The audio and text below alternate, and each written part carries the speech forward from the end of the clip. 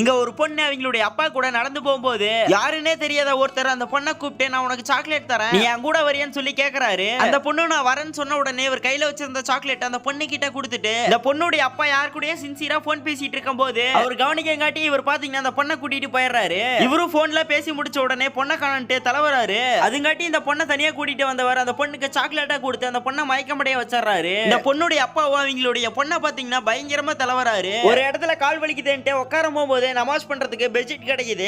இவரு அவருடைய பொண்ணு கிடைச்சுன்னு சொல்லிட்டு கடவுள் கிட்ட வேண்டிக்கிட்டு நமாஸ் பண்றாரு. அடுத்து என்ன நடந்திருக்கும்னு தெரிஞ்சுக்கங்க. காட்டியும் உங்களுக்கு கடவுள் நம்பிக்கை இருக்குன்னா வீடியோக்கு ஒரு லைக் கொடுத்துட்டு நம்மளுடைய சேனலை சப்ஸ்கிரைப் பண்ணிக்கங்க. இந்த சின்ன பொண்ணை கடத்தின வரும் அவருடைய ஃப்ரெண்ட பைக் எடுத்துக்கிட்டு லொகேஷனுக்கு வர சொல்லிட்டு அந்த பொண்ணை போய் பாக்குறாரு. அங்க பாத்தீங்கன்னா அந்த பொண்ணை காணா இவரும் பயங்கரமா ஷாக் ஆயிடுறாரு. இவரு இந்த பொண்ணு எப்படி தப்பிச்சு போனாங்கன்னு தெரியலையேன்ட்டு பயங்கர டென்ஷன்ல இருக்காரு. இந்த பொண்ணுடைய அப்பாவும் நமாஸ்லாம் பண்ணி முடிச்சிட்டு கண்ணை திறந்து பாக்குறாரு. பார்த்தா இவருடைய பொண்ணு பாத்தீங்கன்னா இவருக்கு முன்னாடி இருக்காங்க. இத பார்த்த உடனே இவரும் பயங்கரமா ஷாக் ஆயிடுறாரு.